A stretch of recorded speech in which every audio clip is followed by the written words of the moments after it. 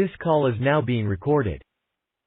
Ooh, Master Blaster Podcasters. Okay, welcome to the Master Blaster Podcaster Show. We are the we are the ultimate source of entertainment as listened to there by the opening vocals of Dirty Mouth. Dirty Mouth, how you doing? I'm good. How you doing? Excellent. I'm Dylan. Of course, it's Dirty Mouth, like I said. Master Blaster Podcasters, putting this information on blast in case you forgot, okay? And we are back with another news entry in our podcast. We're going to be talking about a lot of things today. The continuing war in Gaza. This will be our third entry on this. I'm going to relate that to the Ukraine war. It's been going on for a long time. Should we fund it? From the U.S. perspective, we'll talk about that. Dirty Mouth has had an interesting TikTok experience. We're going to talk about that. We'll transition to a little bit of national politics, maybe a little bit of Trump, a little bit of Soros, and give a tiny little local news for a change, Chicago and Alaska. Nothing too political, really just kind of a little Chicago talk and a little bit of Alaska talk. And by the way, we will be doing a full Chicago episode. We know that the number one constituent of our listeners is from Chicago. We love you guys. I live here. Dirty Mouth lived here for years and years. So we'll do an episode, just a general episode about Chicago, different places that we worked at, different places we lived. I've been to a bunch of schools. We've both been to some different schools in the area, good times that we've had, bad times, and so on. And basically tell about our experiences in Chicago. But for today, Dirty Mouth, Gaza. This war has created a schism in America based off of politics, based off of the history of Palestine and Israel. A lot of people, I think, don't realize the history of this relationship, and maybe they think that Gaza just, for some reason, maybe it's just for religion, decided to attack Israel. You and I know that's not really the case, even though I'm not sure if an official statement was ever released by Gaza, but there's a horrible history there of the relationship when Israel was placed, the Jewish peoples were placed in this area, in the country, and Israel was created there, right sort of smack dab in the middle of Palestinian territory. Palestine was asked to kind of deal with it. And it's been a mess ever since. And of course, Israel has the backing of Western powers and it's really been a very horrible one-sided relationship as far as civil rights, as far as land, as far as a lot of different things that'll make you angry from the Palestinian side towards Israel. What do you think? Any angle you want. Is there misunderstandings right now about why Palestine is angry and why they did what they did as far as attacking Israel? It's kind of been a buildup for 75 years. It was stolen land, like you said, and like the British, the United States, and like the new United Nations all went to Palestine and basically allowed the lots of terrorist attacks and the huge evacuation, So it's just been this huge thing. Yeah, do you think that I'm not aware, one thing I'm not aware of is whether or not Gaza still holds any prisoners of, I wouldn't say prisoners of war. It's only a war if people know it's a war. The attack that happened, they did take some prisoners, some hostages. Right. And I know some of those have been released. Some of them were Americans. They weren't all Palestinian. I'm not sure if all of those have been released, which if they haven't been released, there's a two-way thing. Obviously, an American way to go forward with that would be, okay, we want the rest of the hostages. If you ask for a ceasefire, what are your demands or your terms? We'll see if we can meet them, and we'll see if we can come to a common ground to stop war and have everyone have their hostages back. But that hasn't happened. No ceasefire. There was brief, of course, stoppages in the war. There were some talks, then immediately it picked back up. And it really seems like a one-sided war of Gaza being just catastrophically, savagely bombed and destroyed. And Israel, who, granted, you have to mention the fact that they were attacked. They were attacked. So I can understand retaliation. Some people, including me, and obviously Dirty Mouth, think it's gone too far. Do you think it's gone too far? Yeah, it's ridiculous. It's not fair to like sit there and compare or whatever, but it's the Israel's retaliated like 100,000-fold, and it's like it's partially the government's problem or fault that Hamas was able to just cross into Israel. Which government? Easily. It's Israel's fault. They put all their soldiers on the other side of all these different borders, and protecting the settlers where they left that area open. And so that's one of the criticisms that's on Netanyahu, because he's been focusing on letting settlers go and run free, and the military, being posted in other parts of the area. So it's just a huge mess. And then it was also uncovered that some of the people at that hey, Dirty, can you talk a little louder? Your volume's a little bit low. Okay, hold on a second.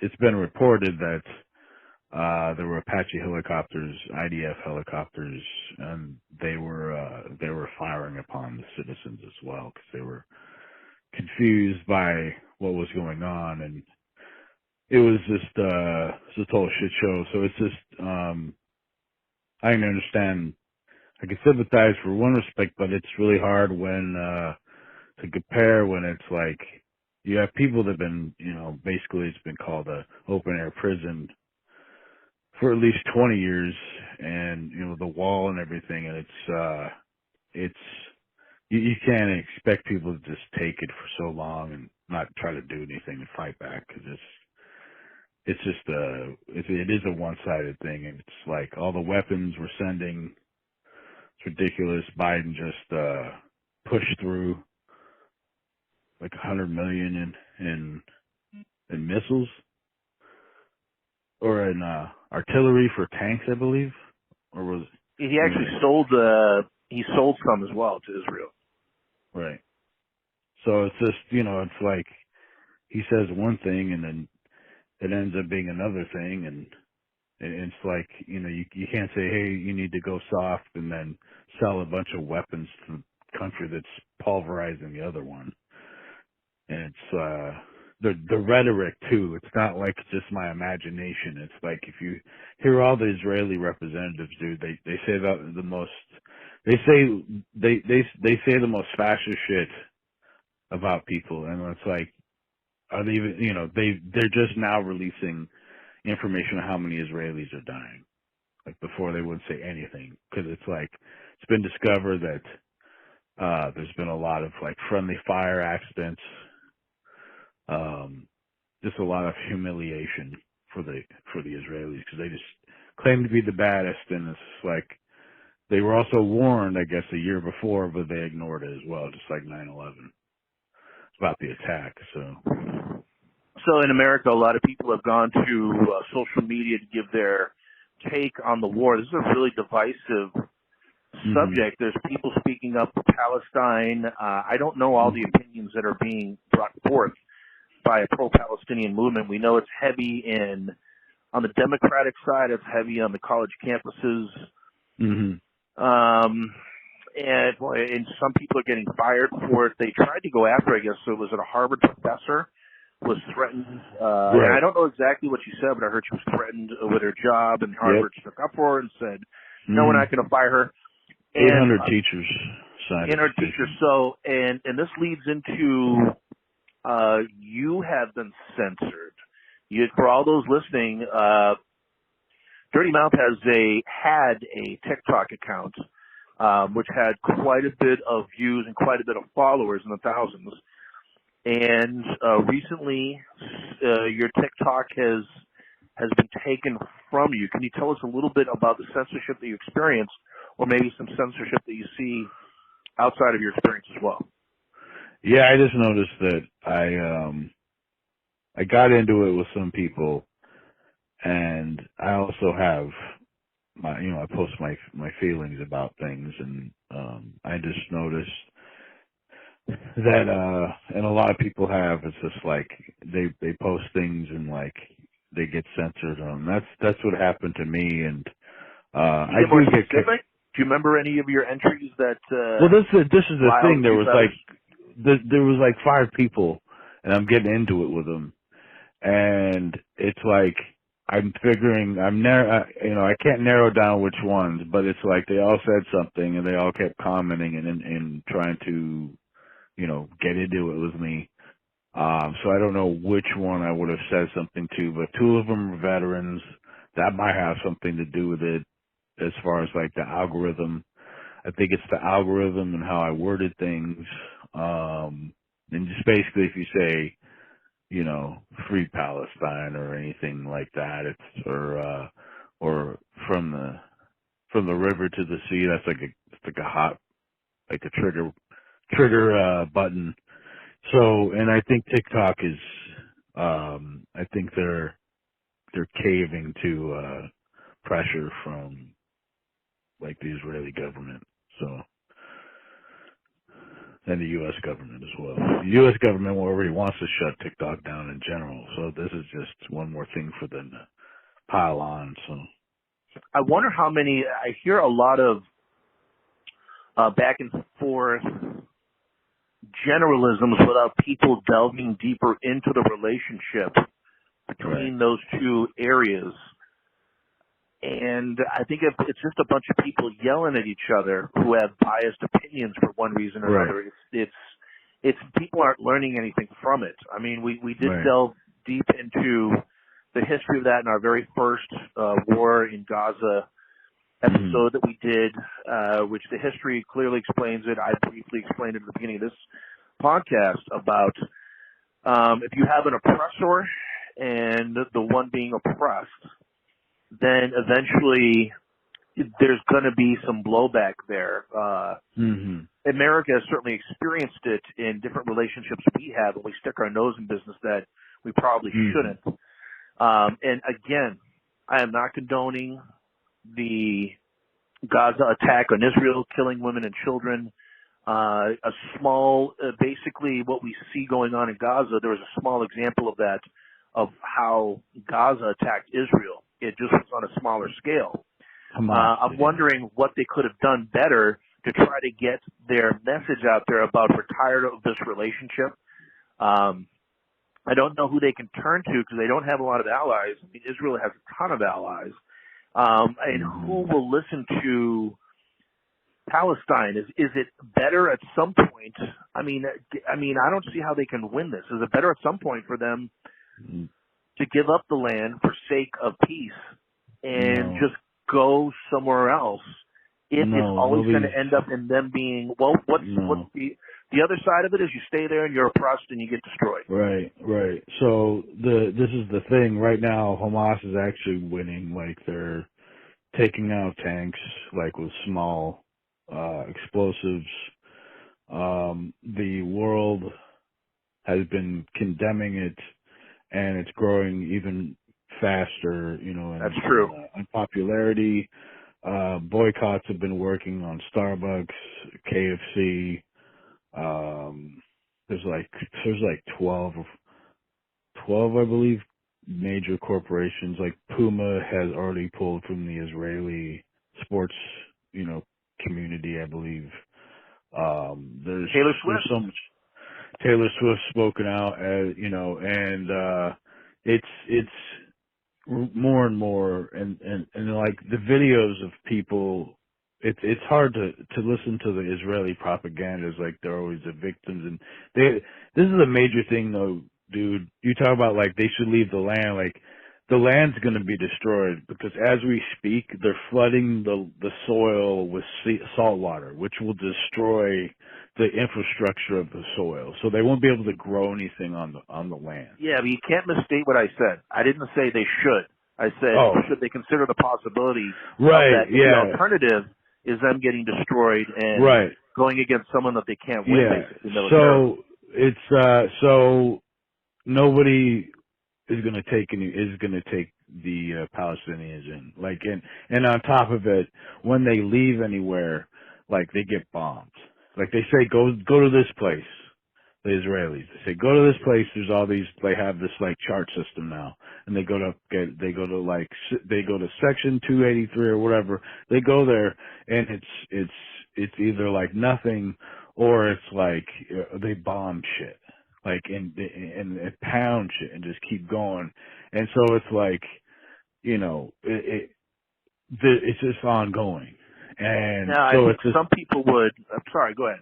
Keep going. well, I was just say it's like they tell them to go south, give them warnings.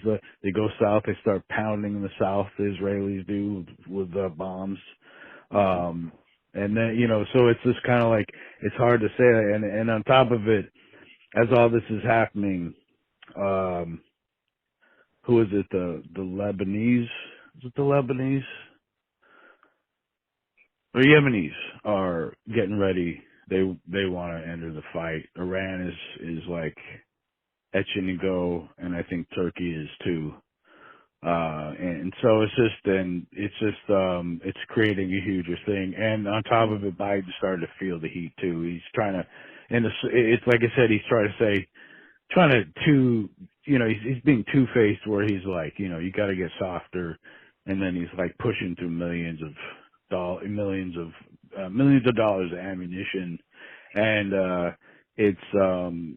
more countries are like Canada just voted for a ceasefire. Like all these other countries are starting to come on board because they're like, what are you doing? You're not fighting Hamas as much as you're just pounding, because you could use precise weapons. Like I saw this video of this one missile that literally only took out a floor in a building. It was like amazing, like the precision. I was like, that's scary, And so when they just use dum-dum bombs to just obliterate a whole neighborhood, it's like, no way, dude. Like, you can't be telling me you're just trying to fight Hamas. And what they're actually doing is they're creating a terrorist farm where, like, these little kids who live, when they get older, they're going to have so much rage because half their family's been murdered for nothing. And it's like, nah. So you said before, you said a statement when I said, well, what's the choice? Is to get obliterated and to stay and to further oppress? And you made a comment, you said, well, actually they're winning relating to Hamas. Hamas is winning, yeah.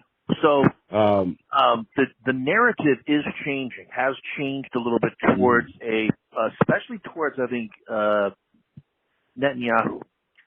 With the way that he's leading this bloodthirsty war. Right. But what is the end game for Gaza? Now, ultimately, as far as winning, I mean, I don't see them winning.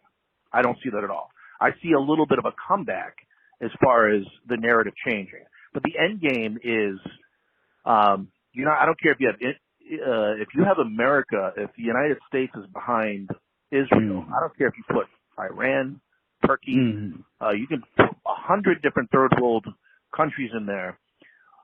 Militarily speaking, Gaza's not going to win. Period. So where do you see this going as far as the end game of this? Does it go so? Even if the worldwide rhetoric changes towards Gaza, it will be probably, and I want you to speak on this in a minute, it'll probably be temporarily just about this war, and then everything else will go back to the same. Israel will be on top. They'll be Palestine will be second-class citizens. Israel will still have the backing of the stronger countries. Where does this go from here? Where do you see it ending up for yeah, God? so it's not a matter of like how you're gonna win. It's a matter of like, are the people gonna be alive? Like, are they gonna decimate? And like they're committing genocide. So it's like it's more a matter of like how much more of the population are you gonna murder? The fighting's one thing, but it's like with Hamas, but it's also a matter of like the population. They're taking out thousands of people a day, literally, and maiming people and taking the food away. And like, there's no food. Like they destroy bakeries and like sources of food. The settlers are going in places and they fucking destroy the water wells and like I said, they flooded the streets. So like it's like they're destroying all the resources and making it uninhabitable. And it's like, so it's like, it's not a matter of fighting as a matter of like survival. Like after this, like people, like there's families dying. And so it's like, there's going to be no people left. Like there's some people who are, out of country, but it's like, there's going to be nothing to come back to as well. And on top of it, you think that's where it's ending, as far as like it ends with basically Hamas losing maybe 90% of its citizens? Right. Because they're also, you have to keep in mind, they're not a terrorist group. They're the government for the Palestinians, for the Gazans, like for Palestinians there. They were voted in. They were put up by Netanyahu because they want to create a bad guy to keep the image of strength going for Israel. And there has been terrorist activity though in the name of Hamas. Oh yeah. Yeah, of course. But they were a terrorist group before, and then they had elections and they were put up and they won. And it pissed off the United States government and the Israelis, but it's like, it is what it is. And it's like, they're the only ones fighting for the people. So it's a matter of like, and the more this goes on, the more support Hamas will get, because it's like nobody else is doing anything. The UN has no power. Like, what are they going to do? On top of Israel has nukes. I mean, it's an unfair fight. Thing, I guess that's why I'm wondering Hamas went after it in a way of like, we say it's not about winning as far as a military thing. I'm wondering why they took it in that direction to try to prove a point rather than a different direction if they're starting a losing battle. But anyway, and as far as one thing, we will talk a little bit at length about how Biden is handling the situation. In a minute. I know it's, I've been disappointed as well. As far as the funding too, I mean, it's ridiculous. I mean, it's like we're funding Israel, go kick Hamas's ass. Then we send Hamas, oh, we're sorry, you just got decimated. Here's a little bit of money. Everyone out there, I mean, I'm seeing commercials left and right about support Palestinian homeless people. I mean, it's just a catastrophe, and there's buildings they don't get the money, people starving, and so we see a lot of those commercials to help fund Palestinian citizens who have been devastated by the war, and it seems like we're playing both ends of the spectrum, where we see Palestine getting devastated. We give them a little bit of money. We're funding a type of a relief effort. We're asking American citizens to give money to help fund a relief effort. It's just a big fucking ridiculous effort, because it's like we're paying for both sides, and it's right. Anyway, we'll get more into that in a minute. We just want to detour slightly to the Ukraine war, which is still going on. It's been a year and a half. Gertie, I've read something that Russia, as of now, according to the United States, has lost approximately 70% of its military force in this war. And Ukraine is holding on. I have to give them a lot of credit, and I know they've had some help, obviously, with help not giving their territory up to Russia. What do you think about, and we're funding this too, we're funding a lot of, we're helping to fund a lot of wars in the fact in the regard of taking sides, giving Right. money. It's getting to the point where it has cost a lot of money. Although I guess I feel definitely some, whatever you want to call it, some sympathy, tremendous amounts of sympathy for the citizens of these countries which have done nothing and are finding themselves in a time of year where we're living comfortably with our families in front of a fire with an Afghan, with old people who are just going to die based off of hunger or cold, young people who are living in a way that they certainly shouldn't. Any news on as far as Ukraine? 'Cause we've covered Gaza and a lot. Any new news that you have? Any comments towards the continued Ukraine war and maybe where that's going to end up? It's done. They're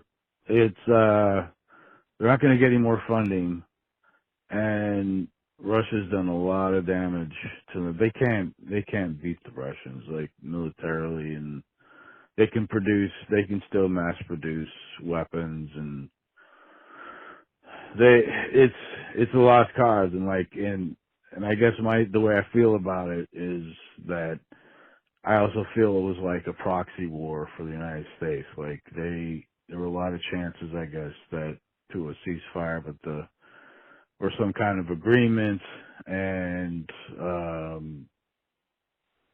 basically the U.S. encouraged Ukraine not to do it, not to accept or even go to the table, and there's a lot of stuff going on. Like, I think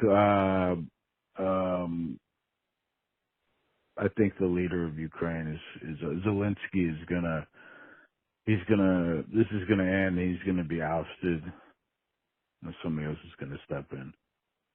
And on top of it, you could see the tone when he was in Washington D.C. Like, he wasn't treated how he was like the last time he was in the States, and it's more like, hey, where's the we want proof, and we want this to we want you to win. We're giving you money, kind of thing, and it's not winning fast enough or whatever. So they're not gonna. The energy's fading, basically, for you. Well, at the center of the energy fading are the conservatives, who for some reason are pro Russia. That lets you know where the conservatives are in the country when you're actually sticking up for Putin, which disgusts me. It makes me want to keep funding Ukraine.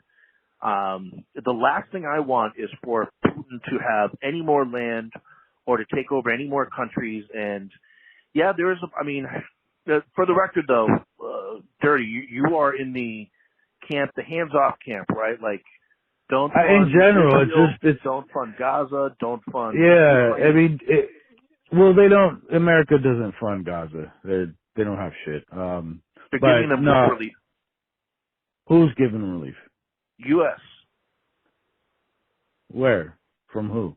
To Gaza. We're helping. The United States government has given money to Gaza because of the water problem, because of the food problem. Oh, so I didn't see that. I didn't hear that. I just thought Biden's just pushing for Israel. Like, yeah, no, we're giving money to both sides. We're also funding a relief effort for the areas of Palestine that have been decimated. We're not helping rebuild their area, but we're delivering food and water and resources. Oh, aid? Oh. Yeah, it's true.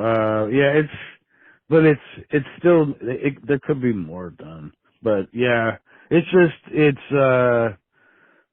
you are for a hands-off policy, right? As far as like, it's countries just go to war if it's not us. Like, just stay out of it. Don't fund either side. Yeah, stay out of it. Right. Like, that's a very popular opinion in America to take care of America first, like we said before. Right. There's lots of things we can take care of in America. I guess I'm divided on the Ukraine thing because I really don't want Putin to take that country. I don't want him to think that if U.S. has a hands-off approach, he's just going to continue taking other southern European areas south of Russia, basically, other areas around there that he wants to take over. So I believe he is an evil dictator. Um, that's why I have an opinion on the Ukraine. But I certainly understand the take that we should keep our noses out of it. I know this is that when you have allies, if somebody attacks us, we help allies when they get attacked. If we get attacked, the allies turn around and help us. So even though Ukraine has been a somewhat of an ally, they're not a part of NATO, but it's just a tough one. When U.S. started funding, we thought that Ukraine was going to get devastated. Maybe not like Gaza, but it's been a surprise that it's lasted this long, that they've held up this long. I think that's why, and Putin is not giving in. He's going to destroy the financial situation in Russia for all the people. He's taken all kinds of money that could go to their resources, now their people, and putting into this war. I mean, the guy is just a complete fucking moron. Besides being a dictator, he refuses to admit that he's wrong. And ultimately, I think that Russia will pay a very, very heavy price, has already paid a heavy price, and will continue to pay a heavy price for this war. And it has, as much as we've been surprised here by how Ukraine has stayed in there, it's been a complete surprise to Russia. I think they thought it was just going to be an in-and-out thing like the U.S. in Iraq the first time. All right, so let's move on. Before we move on completely from the subject, Dirty, you got some strong opinions. We both have some strong opinions about how Biden has handled this war in Gaza. We both have pretty much negative opinions. I've stated what I said about funding both sides, and it's just a cost catastrophe, and with the amount of bloodshed that has happened, for him not to sort of put his foot down with Netanyahu and say, look, enough is enough. If we're going to get involved and fund them, we should have a say in how they conduct their war, basically saying you better not commit any war crimes or we're not going to give you any money, and it's going to fracture our relationship. They haven't really done that. What do you think about how Biden has handled this? And we're going to segue this into how would it affect whether or not you'd vote for him in the next election. Yeah, he just failed. Like, he's gave him carte blanche, and like, now Biden, he's trying to listen, and now he's kind of aware of what the entire world wants, but it's gonna hurt him. I think this affected the opinion of a lot of his voters, and especially like he's lost the Arab Muslim community, he's lost younger voters, progressives, which is what he basically, people floated from Bernie started to sign on with Joe Biden because he was, appearing to want to implement some of the policies, and he's just failed. Like he's lost his man. Yeah, okay. I don't know. I'll just say this though. I think if he took a middle ground stance, I want to say middle ground stance. If he took a stance against Israel to go against Netanyahu and say, "Hey, enough of this crap," I do think he would vote he would lose some of the Jewish vote. And I know that Jewish people are not all the left wing. There's some that go Republican, but I think either way, because if he, like I said, I think he could lose some of the Jewish vote if he starts, agreeing with some of these pro-Palestinian stances. So I think either way, it's kind of dangerous. And what's disgusting is Trump sitting back and just kind of laughing at the whole thing and saying, just vote for me. Whatever happens, whatever he's doing is wrong. And let me just say this. The American economy is doing actually very well. The stock market is up. I couldn't give a fuck about the stock market. I couldn't care whether or not they're making money or not. I don't give a shit about it. They don't care about workers. I don't care about them. Right. And I don't play the stock market basically. But anyway, so as of right now, if we had to vote for tomorrow, 30, who are you voting for? Mm-hmm. That's a hard one because I know. I got to pick one, or unless you're not going to vote. I don't know. I don't know at the moment. I'm not sure. Like there's people coming out, and I'm still waiting to see what their policies are, and but I don't know yet. I have to see. Basically, I have to see who comes out and like I said, with their Well, we're policies. saying right And now, if it was right now, based off of who's running, who would you vote for? I wouldn't vote. Wow. Okay. Well, I can understand not. I really would vote against Trump is my ultimate feeling about it, but I would vote for Biden because I think anything Trump would do would be worse. The last thing I want is to see the freedom of the American press be compromised, which we know is going to happen. Trump basically admitted that he's going to go in there and be a dictator. I think that's I think that's more important than his stance on the war in Gaza, even though it could have been better. But I can understand someone saying I legitimately can't vote for someone who I think has been a lousy president. So I guess I couldn't argue against that really. Okay, so let's segue away from war conversation. We talked about, I really don't have much more. Usually in these daily news things we talk about Trump. I'm tuned out of all of these cases. I got all my information out of all of his indictments. I had an original stance on them. I feel that way. Nothing has changed anything. They just keep going on and on. We knew this was going to be a lengthy process. We knew because he's a politician who purportedly is rich, he's going to get some breaks his way because he's an old rich white guy. So I mean, I don't. My thoughts do not revolve around him and his life. It's like all I can do is take my stance, vote for who I want to vote for when it comes up, which is going to be I don't care who. I mean, unless the Democrats, shoot somebody. I know Trump said I could shoot somebody in Central Park, and people would still vote. Well, if a Democrat shoots somebody, then I'm not going to vote for him. But stands that, I will absolutely vote against Donald Trump, whoever the Democratic nominee is. That's really all I have to say about Trump. Nothing new, nothing, and he occupies people's thoughts and the media and the press way too much. Let's talk briefly about George Soros, the biggest liar in the history of American politics. Who finally got voted out the House of Representatives, I want to say. And I don't know. Oh, George Santos.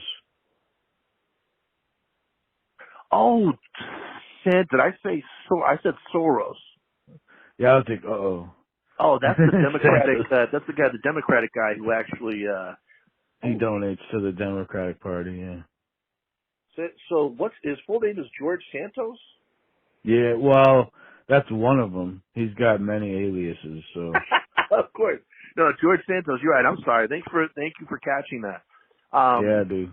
He's basically lied about everything. He is such a loser, apparently, that he has to lie about every part of himself to, I guess, what he thinks get elected. He lies about his origin, about his ethnicity, about his background, about his family, about his sexual orientation, about his financial status, about how his education, how educated he is or isn't. He's lied about stances he takes on different political issues or social issues based off who he's talking to. He is a human. And, this is, to me, the future of the Republican Party if they continue to go to the Trump way, which is Republican constituents don't care about the truth. They don't care about right and wrong. They don't care about politics. They don't care about finances. All they care about is whatever their issue is. Do you hate gay people? Do you hate black people? Do you hate, do you want to keep down women in the workforce? Do you, you anti-gay? Are you against abortion? As long as you're for one of those things, the Republican constituents can lock into you and say, I don't care anything else about, I don't care if you had sex with a 12-year-old girl. I don't care what your background is. We'll still vote for you. And George Santos, is the ultimate example of that. And how could you, as a voter, and he was ousted basically by fellow members of the House of Reps. If you're a voter in an area who voted for him and he said all that and he lied to you, how could you not be outraged and feel like a complete fucking moron that you fell for all this? I mean, I can't say enough. I'm sorry. I'm going to get you in here in a sec. I just feel disgusted by Republican voters. They make me sick. They make me more sick than the politicians. Anyway, what do you think about the Santos situation? Is it going to happen again? I mean, I don't know. What are your thoughts on the situation? Yeah, it could happen again because they don't care. It's just he was so loosey goosey with the entire thing that it's like you know, even his own party was like, no, I'm not having this, and which is amazing. But no, yeah, I mean there could be. He's like he studied the Republican Party and was like, yeah, there you go. Like that's what I'm going to pursue, and he tried to follow all the tropes and everything with it. But he's just it was like what's his name from Saturday Night Live, John Lovitz. Yeah, I got it Yeah, this that's and I got the it ticket. that. Yeah. Hey, that's the ticket. Like literally, I was like, that's the first person I thought of. I was like, God damn, he's just like he's he's very like rapid fire bullshit artist. You're just like, Right. geez, dude, And look, unbelievable. not saying Democratic politicians haven't lied. Hillary Clinton is like the queen of lies, basically. But Yeah, guess she what? sucks too. A lot of Democrats did not vote for her, and I think that's why Trump won. So on the Democratic side, if you're Right. a proven liar, I mean, she lied about 9/11, that her and her daughter were in the building, one of the buildings. How pathetic is that? To Oh lie yeah, about something like that with all the people. she lied about going to Bosnia in the '90s. Oh my God! I mean, She's and a it's a political cheap pig. lie too. I can't stand it. Yeah, Yeah, she's she really is. pro-Israel too. She's gross. I really consider her just a Honestly. political pig. Right. Just a sense of severe amounts of entitlement. I'm glad she wasn't. I want a Right. woman president, but not that one. She's shady. So we covered George Santos. We Yeah. covered Trump. So basically, the only thing we got to talk about left, unless you want to improvise a little bit about entertainment or something, is just some local stuff that's going on. There's not a lot of local politics that I really pay attention to in Chicago. The only one is that we pay too much taxes, and we're not. There's potholes all over the city, and Mhm. there's certain things that don't get funded. I'm like, God, you got enough money. Like, why is this the way it is? But real quickly, as far as what's going on in Chicago, besides politics, Mhm. for the people from Chicago. And by the way, like I said earlier, we're going to have a fabulous Chicago episode where we talk about Chicago. Dirty here might have a few more.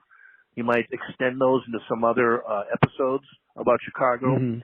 talking with some different people about their experiences. Which is the great thing about Chicago, because different neighborhoods, different ethnicities, different feels, different festivities, especially during October, Oktoberfest, MaiFest, summertime, the holiday situations. But I want to speak for a second about sports as well. The Chicago Bears. If you're a local Chicago sports fan, they have the number one pick of the entire NFL draft for a second year in a row coming up this year. It is an enormous conversation. I wanted to start a Bears podcast earlier this year, and it fell through. But I'm really excited about it. Do you keep Justin Fields, the quarterback? Do you trade that number one pick instead and get a king's ransom for it? This is my opinion. I would trade the first pick. I would sign Justin Fields to his fifth-year option, which will be a little bit more than $20 million. Give him another 2 years. In that 2 year, I would only give him 2 years though, and I'm not going to pay him $50 million if I'm still questioning.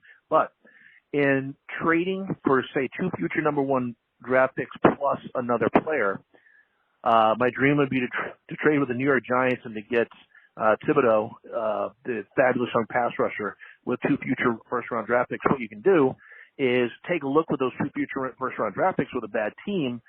You can revisit the quarterback conversation within the next couple of years with your draft picks. Don't know if there'll be another quarterback. The quarterbacks will be like Drake May and Caleb Williams. But if you're sold on one of those 2 guys, I understand you got to draft them. If not, then I say trade at least your first overall pick, get a haul, and stick with Justin Fields. Chicago Cubs, we're going after Shohei Ohtani.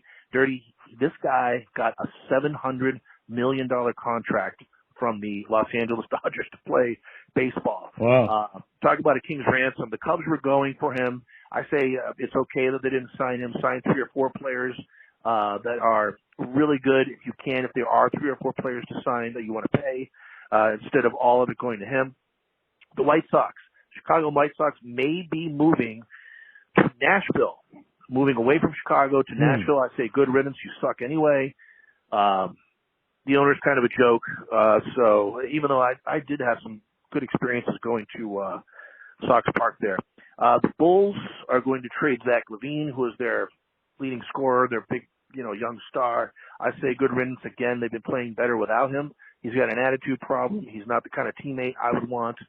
They made a mistake by paying him. In fact, if they could go back and have Jimmy Butler keep him instead of trading for Zach LaVine, I'm sure they would do that. But and lastly, the Blackhawks had drafted Connor Bedard, number 1 overall. I don't really follow hockey that much, but it's exciting for Blackhawk fans to have the best young hockey prospect in years. Hopefully, with some other draft picks and some free agent signings, they will turn things around and hopefully get back to respectability after that disgusting scandal they had. One of their players was methodically sexually abused by one of the coaches. It was an 18-year-old player was abused by one of the assistant coaches, and supposedly all of his teammates just laughed at him and called him a pussy when he told them about it. So that's Patrick Kane and the defenseman who just retired. Doesn't look too good on them, even though they are Hall of Fame players. Anyway, all right, so that's the sports roundup.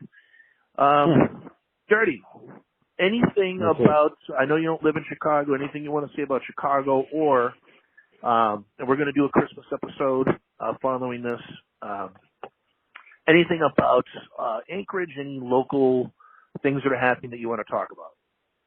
Not really. Nothing really much going on. It's like dumping snow and,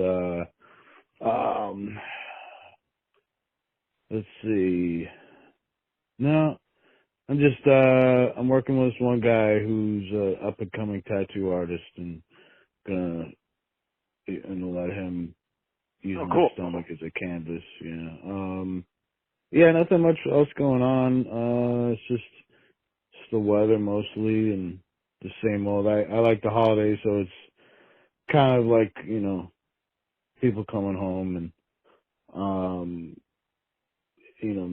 coming home to see family. So that vibe is in the air, and it's kind of like that. It's my family. So, cause one of my nieces is, coming back for Christmas. She's a sweetie. So, but yeah, it's cool. It's, other than world issues, I'm good to go. And, okay. Well, on that note, we'll wrap up this edition of the Daily Report. Today is December 15th. Yes. I believe. Friday, December 15th. Happy Friday to everyone out there. We will be posting this either tonight or tomorrow. And please tune into our next. We'll have a Christmas holiday special, which will be so much fun. We'll talk about some different Christmases we had growing up in the places we lived. We'll go over some Christmas movies and songs that we love, as well as, I guess just, you're talking about some Christmas foods. It'll be everything Christmas, basically, to get in the mood of the holiday. So thank you, everybody, for listening. Thank you for tuning in. Check us out next time on behalf of Dirty Mouth. This is Dylan. Thank you very much, and have a great Friday night. Rock and roll.